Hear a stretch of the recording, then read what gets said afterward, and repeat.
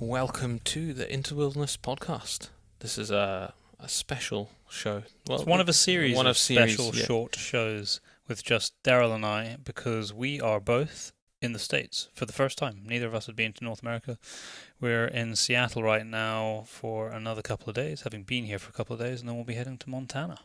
Road tripping it. We did. We asked the people online on Facebook and on Instagram if you wanted us to just do these kind of short podcasts, which in the video world would be kind of a vlog, wouldn't it? Yeah, we were trying to decide what they were going to be called, and I was trying to be smart, and Darryl just told me that it would be a podcast. I think it just would be. It's just talking, isn't it? Yeah. So yeah, we're in Seattle. It's been. I'm a bit tired actually now. Yeah, I'm still not quite adjusted from the 8-hour time zone difference, but we've had a good and busy couple of days. We brought the snow from Scotland here. I kind of thought snow wouldn't be an unusual thing here, knowing how much snows in Montana, which is a 10-hour drive away, but apparently it hadn't snowed here for 3 years. Yeah, they've had 2 days of snow in 3 years, and it really did bring the place to a halt. Yeah. People were freaking out a little bit. I think we were told today there's 50 gritters for the entire city. And most of them weren't from here. No, you said there was 8 for the city, and the rest were brought in from somewhere else. So the first morning that we had to drive out from our Airbnb to go and do what we were doing, it was a very, very slow and very scary journey. I've never seen a highway that wasn't clear before. Like, it was pretty crazy actually, because it was like 12 miles or something on a main highway or a motorway kind of thing. And not a single lane had been touched by it. We didn't see a gritter or anything in that whole time period. Not till later that day. Yeah, the whole time period, so it was really sketchy. I mean, it wasn't much snow, though. That's the thing. No, we'd had far more at home in the last week.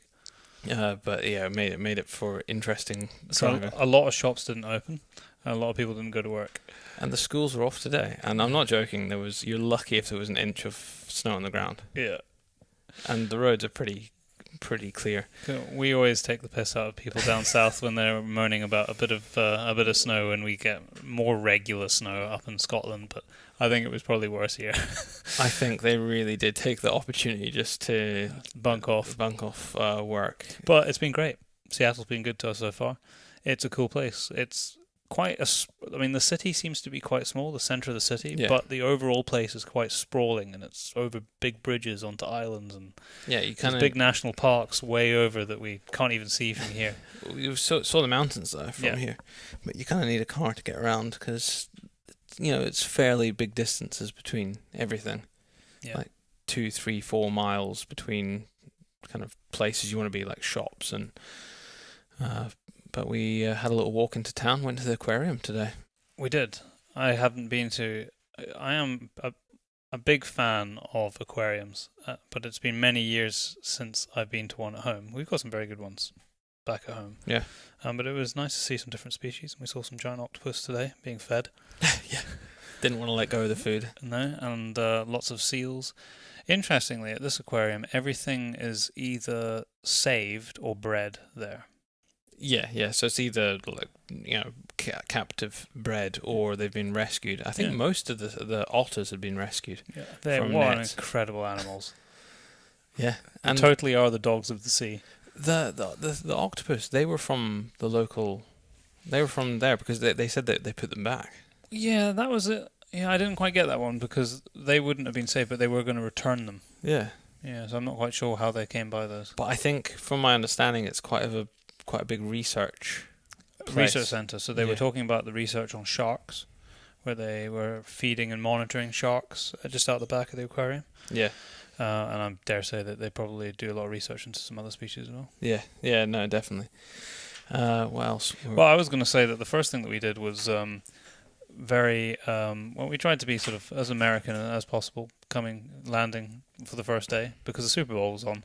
Oh yes, it was. Yeah. So we went to a pub and watched the Super Bowl, the first half of the Super Bowl, and had all you can eat ribs, prawns, and chicken.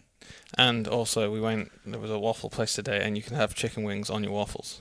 I didn't see that. Yeah, that was one of the second things. Which you could have the sausages, the chorizo sausages, but also the second option was chicken wings on it. I've never seen a waffle with chicken wings on it before. To me, that'd just be a pain in the ass because there's bones in there. Bones in it. We've done the waffles. We've done very, very good bagels, and all you can eat, and half a Super Bowl. So I think we're doing pretty well. Yeah, we are. And we've had some good coffee. Yeah, from various different places. No Starbucks, even though the HQ of Starbucks is here. We've not had a Starbucks yet. What a colossal building that is. There's little Starbucks buses ferrying people around all over the city, wherever you look. Yeah. For the employees there. But in 2 days' time, we're going to be making the almost 1,000-mile drive to Montana. We are up to, through Bozeman and then up to Livingston. So if there's anywhere on the way that if you've ever done that kind of journey, let us know and we'll try and stop there because we go through Idaho as well. Yeah, I'm really looking forward. I wasn't looking forward to the road trip really before coming here, but now having settled in for a few days, I'm looking forward to the journey up. Yeah, well, we'll see some mountains. See some mountains, see some snow. And we have been speaking to a contact of ours here who actually lives in Montana and is going back to Montana during the period of time that we're going to be there. And he has told us some locations in Yellowstone to go and see the bison. So I'm very excited about that. Yeah. And he highlighted to us where some of the wolf packs are as well. Yeah, so that's pretty special getting to go to Yellowstone, which I guess is like the pin-up poster of national parks around the world. Well, our national park, the Cairngorms National Park, was essentially based on off Yellowstone. We just don't have wolves. That's all. Or bears, or elk, yeah, or a lot of the other species they have there. But just in terms of how the park was set up, they certainly looked at Yellowstone, as a basis for setting that up. So. Yeah, it's going to be quite an experience, and I'm not sure whether we're going to you can drive into certain parts of the park which are open at this time of year, and the rest is closed. So you can either take sled dogs or snowmobiles, or there's also like snowmobile buses. yeah, that can take you. So, well, I quite fancy my snowmobiling skills. Yeah, well, we did do quite a lot of it. Yeah. I enjoyed riding a snow bike. And I imagine it's probably a little bit easier because in Svalbard it was just ice you were driving on most of the time. This would be actual snow. The amount of times I spun out on the snow bike because the problem is when you're on the fjords, as soon as you get a wind, that snow just gets all blown off and then it's just ice. And then you can't your front blades don't cut anything. No. It's just like driving on an ice rink with a car. It was a good experience, though. It was good. Because if you can drive on ice, you can drive on anything. We are going to be interviewing a lot of interesting people while we're in Montana. We're going to grab an interview with Chris Douglas, who works for Filson, but is an awesome photographer and a previous rodeo cowboy in another life. So we're going to grab an interview with him. I know Ben O'Brien, who we have had on the podcast before and is now part of the Meat Eater crew, is going to be back home in Montana during the period of time that we're there. And I did chat to him and he said he would be free for a podcast. So we're going to get one in person with him, which is going to be great. And might see if we can have a look around Meat Eater HQ as well. Because, that's where he's going to be going to work. So. Yeah. And that's in Bozeman, where we're going to be spending a bit of time. And at the end of our trip, I know that Charles Post, who is another guest who's been on before, but it wasn't a podcast in person, is going to be around. So we're going to grab a podcast with him. And he's given me a long list of very interesting people, including guys at the Wild Sheep Foundation, backcountry hunters and anglers, some of the state biologists who look after sage grouse and the mountain lion projects there, which we're all making contact with and hopefully going to record podcasts. So podcast heaven while we're over here. It is. Our brains are going to be fried. So and of course Tyler from Modern Huntsman. We'll might as well grab another podcast with him since we're staying with him. Might as well. So yeah, that's the idea. Is we'll have podcasts and they will go out over the next year. Hopefully, we'll try and 12. We'll try and spread them out. Yeah. Tomorrow's going to be an exciting day though. Yes, it is. We're meeting up with Devon, and who's a podcast listener. Yeah, has been for quite a long time, and we're going to go and see his police dog, and hopefully have a look around his precinct if it's not too crazy there, because I know that they've had a crazy few days, and I guess with the adverse weather they've probably been a little bit busier than normal. But it'll be good just to hang out with the police force here. Yeah, and also he's going to spend the day with us, take us around, so have a local take us around the place. Yeah. So, we have also found a CrossFit gym nearby. We have. We've been consciously, the food's so good here and there's always so much of it that we figured that we probably needed to do something exercise-wise while we're here, but also for the last 6 months in sort of concerted effort, doing a lot of working out at home just to stay in shape for a lot of big projects and awesome places that we've got coming up in the next 18 months. So it would be a shame to let that all slide while we're over here. So we've been finding places that we can go to the gym. We found one, I'm trying to think of the name of it so we can give them a shout out. 452? 425, I think, CrossFit. I'm sure. Darryl can look it up. But it's not too far from where we're staying at an Airbnb. And we basically just rocked up, spoke to the owner, said that we were... 425, I was right. 425. So CrossFit 425 in Seattle. And that we were an affiliate gym over in Scotland. We were just here for a few days, and we just wanted to see what the deal was, if we could come and work out for a couple of sessions and use the gym space. And he was an absolute gent and said, yeah, by all means, just come and help yourself. If people are trying to continue their training, he just wants to help. So very kindly, we used the gym last night, and hopefully we're going to use it again tonight. And then we'll find another place when we head up to Montana. Yeah. Well, there is one in Livingston. Yes. So we'll be going there. But you contacted them already. I have, yeah. What was I going to say? So when this show comes out, then you don't need to wait long, and then the long show comes out.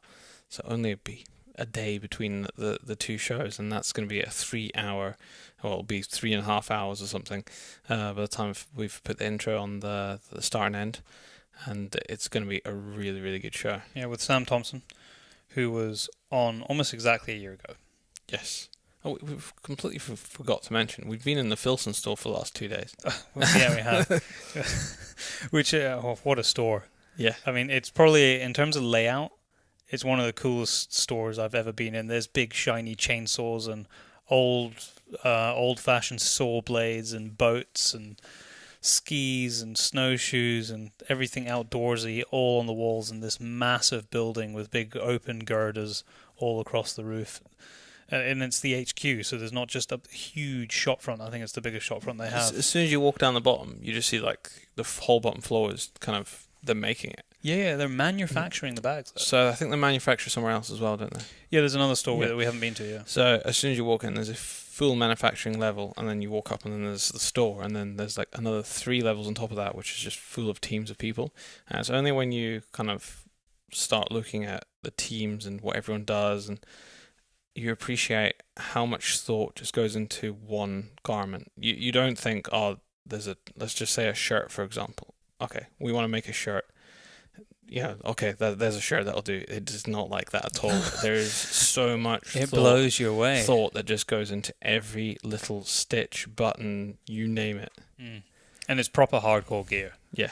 Like old school, how things used to be made. That's how it came across to me. So you can actually understand the price, because it is kind of the upper end of pricing for clothing. But when you look at it being handmade, and then you could have potentially a team of, it goes through every team there basically, so you could have, I don't know, like 50, 60 people that have worked on that an aspect of developing that garment, let alone the people that have made it. Yeah. Then you look at that, that's a lot of people that have gone into it. It's a pretty rare thing to be able to walk into a shop and see, as you're walking in, potentially the stuff that you might buy in the future being manufactured underneath. Yeah. Yeah, and it's not hidden or anything. You just see the whole everything that's being manufactured. You can see across the whole floor. And because it's like manufactured, they're saying basically, let's say they make a shirt and they make 200, a batch of 200 of them, and they run out of the size. It could be months before you get another size because it takes them a while to actually make them. Yeah, it's not mass manufacturing. And they make like one-off runs of things, and they'll never make again. Mm-hmm. And hopefully we're going to be telling you more about the Filson story in the coming year. Yeah, because they've got some great connections with Scotland, actually. Hopefully we will. I've had a good time wandering around there and meeting all the people. Byron's bought some stuff. I have. I've got myself two new jackets and shirt. It's definitely a store that if you are ever in the States, you need to visit. Yeah. We don't know what the London store's like, so I don't know. If you live in London, go and give it a visit.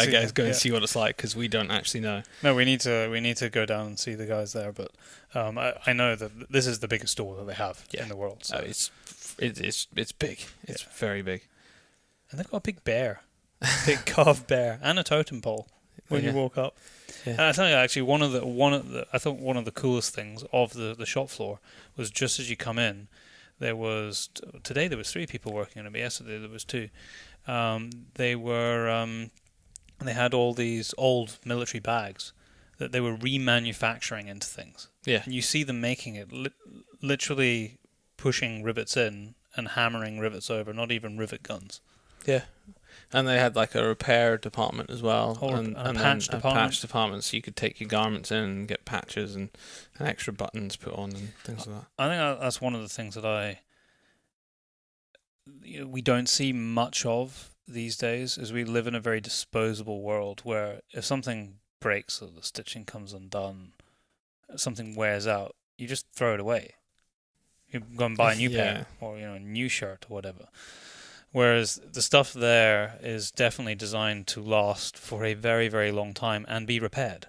Yes. That's the point of it. And there are people there with the skill to do it. Whereas a lot of the super mass-produced, it's never designed to be repaired. It's designed to be binned. Yeah. And I like that. Yeah. I like having garments that have a patch on them. Yeah, have a patch on that are 20 years old, that have a bit of history to them. They definitely, even in the same price bracket, actually, they have a couple of jackets that look almost spitting image of barbers. Mm. Except the material's about 4 times the weight. Yeah. In terms of the cotton. It's like old school. It's probably when you have the stories of like your granddad saying, "Oh, my barber jacket lasted 35 years," and it was like the really old one. It's like the equivalent of that, and I think they come in at exactly the same price. I don't think there'll be much in it. Yeah. I was very impressed. Very, very impressed. Impressed enough to go and spend some hard-earned cash. Yeah. Well, we had a pretty good trip over actually. Before we wrap up, we flew. It's an easy flight from Edinburgh to London, and then from London to Seattle was less than 9 hours. It was like 8 hours 45, and you skip right over the top of the Arctic. So you go, basically, it's kind of annoying because you fly back over Edinburgh. Yeah. So a little bit annoying that you have to go to London to then fly back over Edinburgh and Glasgow to then go north. But you kind of diagonal straight to Iceland, and you fly straight over the top of Iceland. What's really cool is that and Greenland. In that time of the morning, it was continuously sunrise all the way across, chasing the sun. And so we flew over Iceland. There wasn't a cloud in the sky, so you could see the entire island. And then we went across to Greenland, and basically from like Iceland to Greenland was just like patches of ice in the sea, and then from Greenland all the way to Canada was just icebergs and ice and glaciers. And it was pretty spectacular. The mountain ranges with the snow, and then the sort of broken water amongst the ice. We took some pictures actually, which we'll try and get up at some point. Yeah, the mountain ranges are absolutely incredible. It's made me want to go to Greenland. Yeah, that's what it's done. But it's vast. It looks so big. If you've never looked at Greenland on a map before, on a world map, go and look at it. Bear in mind that maps tend not to be to scale. I really need to look up what the different types of maps are called, because there's different maps. So you got like a geopolitical map, which I think is actually what most maps are. With all the different coloured countries. Yeah. And so if you look at those maps, like the UK looks pretty big, and then That's because America, America and Australia, New Australia Zealand. is normally undersized, Zealand, isn't it? Yeah, it's normally undersized, and New Zealand's always like tucked right in the corner. But if they were actually to scale, Australia would basically make everything look like a dwarf, and America's pretty damn big as well. But Greenland is colossal, absolutely colossal. But most of it's ice. I think if you've never looked at it on a map before, it's going to shock you. There's this country that no one ever really talks about, and it's massive. Yeah. Absolutely massive. Well, I mean, that's why the oil companies and that are all got interest there, because it's not that accessible as in the oil, but one day it might be if they heat up the planet enough. Yeah, maybe. I think that'll probably do for our first short podcast. I mean, as we travel up, so probably when we do the next show, we will have done the road trip all the way up to Montana. And then it's more sideways. Oh yeah, okay, up and across or sideways. I don't think there's any. Is there no up? There's no up. It's down. Oh no, because the Canadian border's just above us. We're up. We need to go down. Okay, so when we go over to Montana, we will have done the road trip and started to meet a few more people and see a few more things. So hopefully we'll have some more stories to tell.